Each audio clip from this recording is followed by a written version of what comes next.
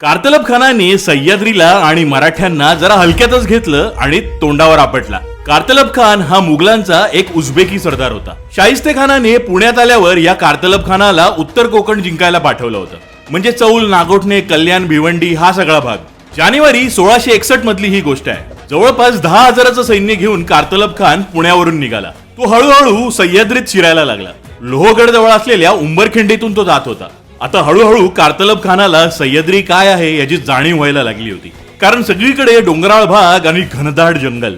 शिवभारत मध्ये तर असं दिलंय की कारतलब खानाला त्या घनदाट जंगलातून जाताना बंदुकीच्या गोळीतून जातोय की काय असं वाटत होतं. आता मुघलांची एक मोठी फौज उत्तर कोकणाकडे येते हे मराठ्यांना कळलं होतं. म्हणून महाराजांनी त्या जंगलामध्ये झाडाझाडांवरती मराठ्यांना तैनात केलं होतं.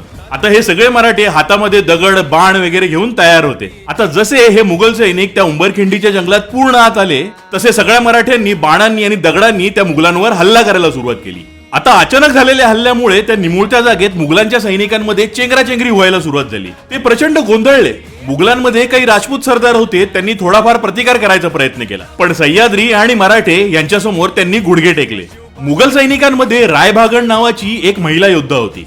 ती कारतलब खानाला खूप रागात म्हणाली, अरे तू आम्हा सगळ्यांना या मृत्यूच्या जबड्यात आणून फसवलायस. पुढे ती त्याला म्हणाली की मी असं ऐकले की या मराठ्यांचा राजा जरा दयाळू आहे, त्यामुळे आपण सगळे त्याला शरण जाऊ, तो आपल्याला जिवंत सोडेल. मग कारतलब खानाने आपल्या वकिलाला तिथे असलेल्या मराठ्यांसोबत महाराजांकडे पाठवलं. मग महाराजांनी त्यांच्याकडून खूप मोठी रक्कम घेतली. सोबतच त्यांनी आणलेला खजिना, हत्ती, घोडे आणि जे काही सामान असेल ते तिथेच सोडायला लावलं आणि हात हलवत परत पुण्याला पाठवलं.